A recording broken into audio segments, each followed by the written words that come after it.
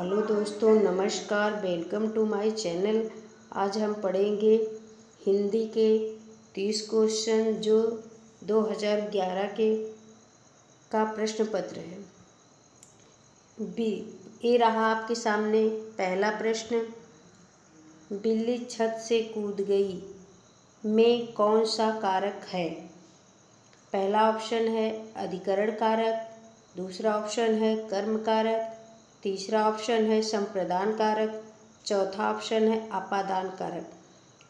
दोस्तों, यहाँ पर अलगाव हो रहा है। बिल्ली छत से कूद रही है, इसका मतलब अलग हो रही है। तो जहाँ अलग होता है वहाँ पर अपादान कारक होता है, जहाँ पर अलगाव होता है वहाँ पर अपादान कारक होता है। तो हमारा चौथा ऑप्शन सही हो जाएगा। हम चलते हैं अब अगले क्वेश्चन पे, जो हमारा इस प्रकार है।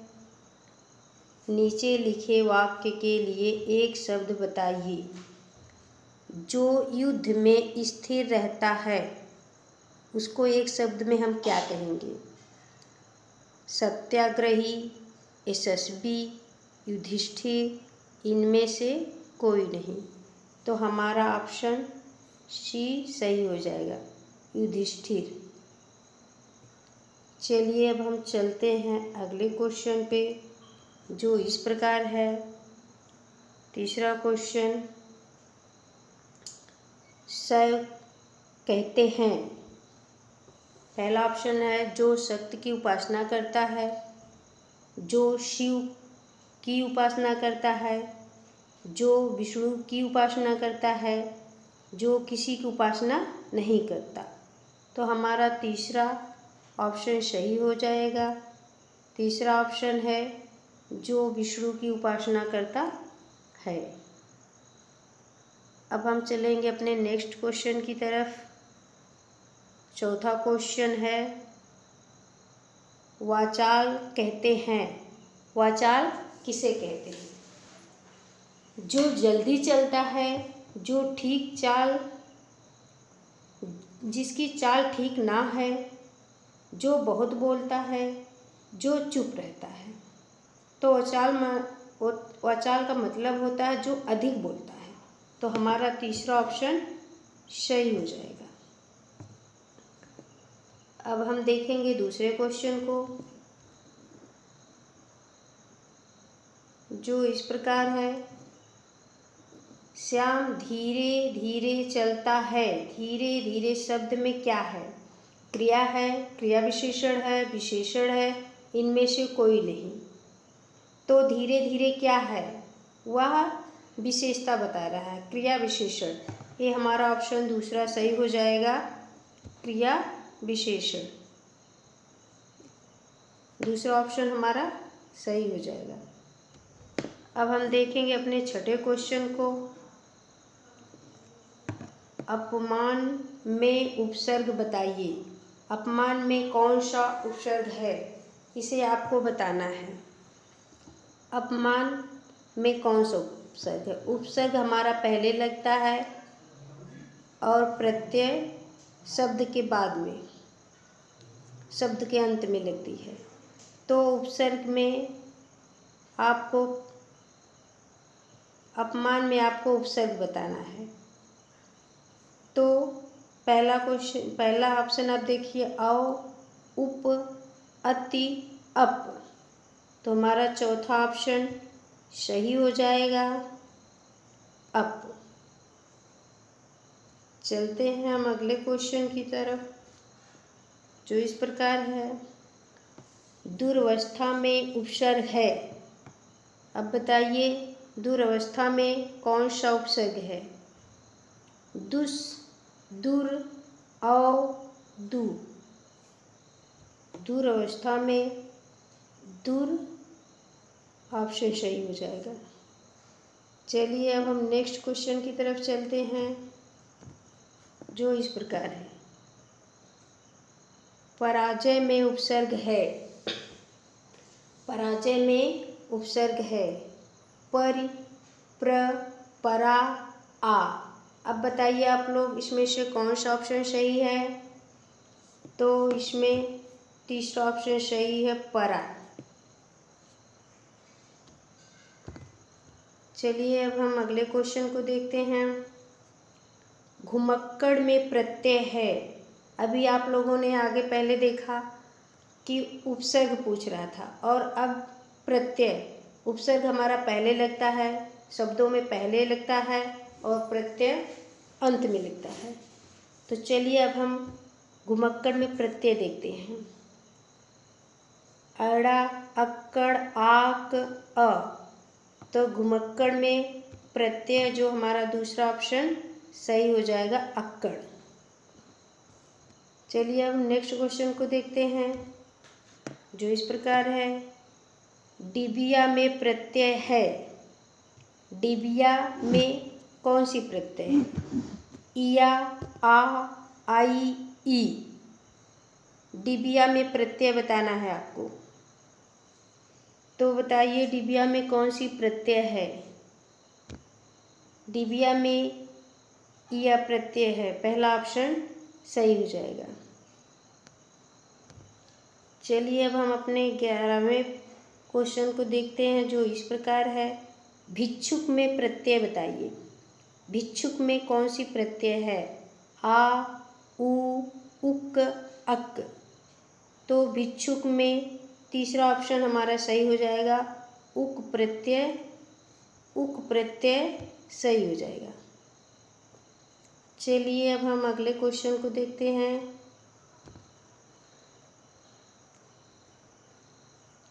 द्विगु समास का उदाहरण है। द्विगु समास का उदाहरण है। द्विगु समास हम किसे कहते हैं? जिसमें पहला पद संख्यावाची होता है, उसे हम द्विगु समास कहते हैं। जैसे आप ऑप्शन को देखिए, माता पिता। माता पिता में कौन सा समास है? द्वंद्व समास है। यथाशक्ति, जिसमें अव्ययी भाव समास है। पीताम्बर, जिसमें बहुब्रीहि समास है। तो इसमें हमारा तीसरा ऑप्शन सही हो जाएगा, नवग्रह, जो गिनतीवाचक है। अब हम अपने अगले क्वेश्चन को देखेंगे। हिंदी किस लिपि में लिखी जाती है? हिंदी किस लिपि में लिखी जाती है? पहला ऑप्शन है ब्राह्मी लिपि, दूसरा ऑप्शन है देवनागरी लिपि, तीसरा ऑप्शन है खरोष्ट लिपि, चौथा ऑप्शन है गुरुमुखी लिपि। तो आप बताइए हिंदी किस लिपि में लिखी जाती है? तो हिंदी हमारी देवनागरी लिपि में लिखी जाती है। अगर यह क्वेश्चन पूछे कि देवनागरी लिपि किस लिपि में लिखी जाती है, तब क्या आंसर होगा? तब हमारा आंसर होगा ब्राह्मी लिपि। चलिए अब हम अगले क्वेश्चन को देखते हैं। सर्वनाम के कितने भेद होते हैं? अब बताइए आप लोग, सर्वनाम के कितने भेद होते हैं? तो सर्वनाम के 6 भेद होते हैं। यहाँ पे आप एक ट्रिक देख सकते हैं। सर्वनाम में 5 अक्षर हैं, और ऊपर एक जो मात्रा है इसको आप 6 गिन सकते हैं। तो इस तरह से हमारी एक ट्रिक भी बन जाएगी। तो सर्वनाम के कितने भेद होते हैं? तो सर्वनाम के 6 भेद होते हैं। चलिए अब हम अपने अगले क्वेश्चन को देखते हैं। शुद्ध वर्तनी का चयन कीजिए। अब आप लोग बताइए इसमें शुद्ध वर्तनी कौन सी है? कौन सा शब्द सही है? पहला ऑप्शन, दूसरा, तीसरा कि चौथा? अब बताइए आप इसमें से कौन सा सही हो जाएगा? तो इसमें से हमारा पहला ऑप्शन सही हो जाएगा, आनुषंगिक। पहला ऑप्शन सही हो जाएगा। चलिए अब हम अगले क्वेश्चन की तरफ चलते हैं। सही शब्द चुनिए। इसमें भी शुद्ध वाक्य का ही चयन करना है। देखिए पहला है, दूसरा ऑप्शन, तीसरा ऑप्शन, इसको ध्यान से देखिए इसमें से कौन सा सही होगा। तो इसमें हमारा दूसरा ऑप्शन जो सही हो जाएगा, अंत्याक्षरी। अब हम चलते हैं अगले क्वेश्चन की तरफ, जो इस प्रकार है। शुद्ध वर्तनी का चयन कीजिए। शुद्ध वर्तनी का चयन कीजिए, इसमें से कौन सा शुद्ध है? सुषमा लिखा गया है, इसमें से कौन सा सही है? तो पहला भी सुषमा है, दूसरा भी सुषमा है, आप इसमें अंतर देखिए। तो हमारा पहला ऑप्शन सही हो जाएगा, सुषमा। अब हम चलते हैं अगले क्वेश्चन की तरफ, जो इस प्रकार है। निम्नलिखित में से कौन सा शब्द बादल का पर्यायवाची है? अब बताइए आप लोग, इसमें से कौन सा बादल का पर्यायवाची है? आप लोग जान जाइए। अगर जैसे यहाँ पर ऑप्शन है नीरद, नीरज, अंबुज, अंबु। अगर द दिया है, जैसे है यहाँ पर लिखा है नीरद, नीरद अगर है तो यह बादल का पर्यायवाची है। अगर द आ गया तो यह बादल का पर्यायवाची है। अगर यहाँ पर धी हो जाता तो यह समुद्र का पर्यायवाची हो जाता। जैसे यहाँ पे नीरज है, ज हो जाएगा तो यह कमल का पर्यायवाची हो जाएगा। तो हमारा पहला ऑप्शन बादल का पर्यायवाची सही है, जो इस प्रकार है। चलिए अब हम अगले क्वेश्चन को देखते हैं।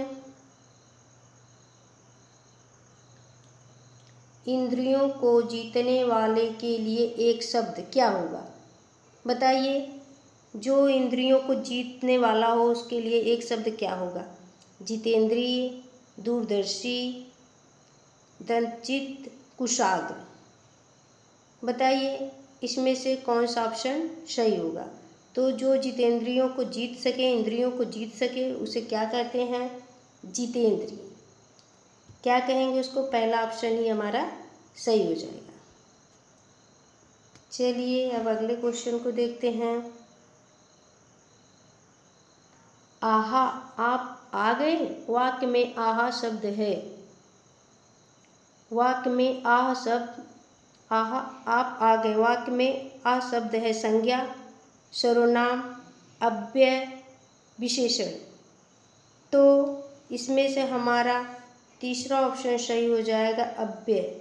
अव्यय का मतलब होता है जो ज्यों कहते हैं बना रहे। व्यय माने खर्च, अमाने नहीं, जो खर्च ना हो यानी जिसमें कोई अंतर ना आए, उसे अव्यय कहते हैं।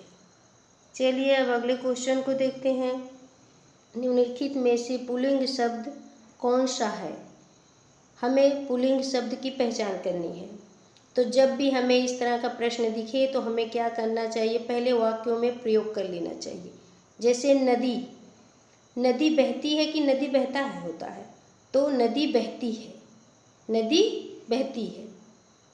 प्यास लगी है, वाक्य में प्रयोग हो रहा है तो हमें स्त्रीलिंग का बोध हो रहा है। इलायची कैसी है? अब बताइए, अगर कोई ये नहीं कहेगा कि पानी बहती है, सब कहेंगे कि पानी बहता है, इसलिए हमें ये पुल्लिंग शब्द का बोध करा रहा है। इसलिए हमारा पानी ऑप्शन सही हो जाएगा। चलिए अब हम अगले क्वेश्चन को देखते हैं, जो इस प्रकार है। पवन का संधि विच्छेद है। पवन का संधि विच्छेद करना है हमें। तो देखिए, प धन अवन, प धन वन, पौ धन अन, पौ धन अन। दो में हमारा ये ऑप्शन हमारा गलत हो गया। एक आंसर, एक ऑप्शन आपको और होना चाहिए इसमें। पो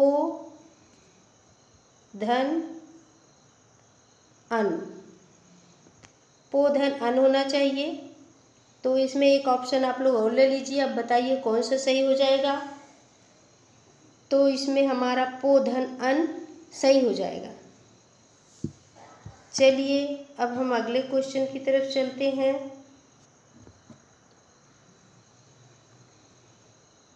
मनोरथ संधि विच्छेद होगा। मनोरथ का संधि विच्छेद क्या होगा? अब आप लोग बताएंगे, आप लोगों के पास 5 सेकेंड का समय है।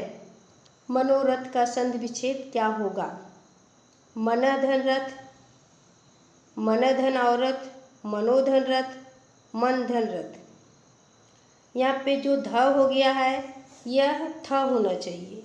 यहाँ पे थोड़ा सा मिसप्रिंट हो गया है। यहाँ पर मन है, धन रथ होना चाहिए। जो कि पहला ऑप्शन सही हो जाएगा। यहाँ पर आप इसको ध को थ बना लीजिए। चलिए अब हम अगले क्वेश्चन की तरफ चलते हैं। विद्यार्थी किस संधि का उदाहरण है? विद्यार्थी किस संधि का उदाहरण है? वृद्धि स्वर संधि का, गुण स्वर संधि का, व्यंजन संधि का, दीर्घ संधि का। तो बताइए कि विद्यार्थी किस संधि का उदाहरण है।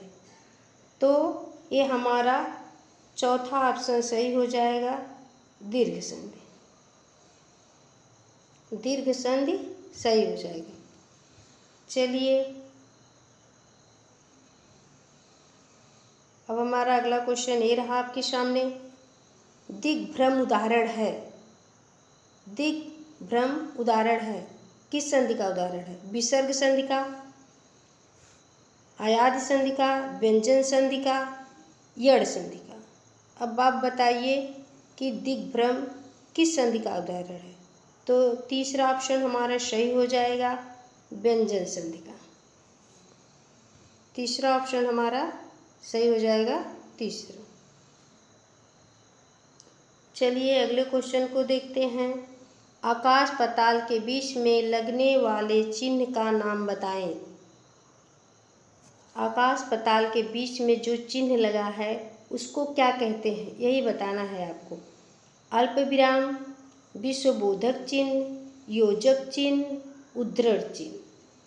तो ये हमारा हो जाएगा तीसरा ऑप्शन सही, योजक चिन्ह।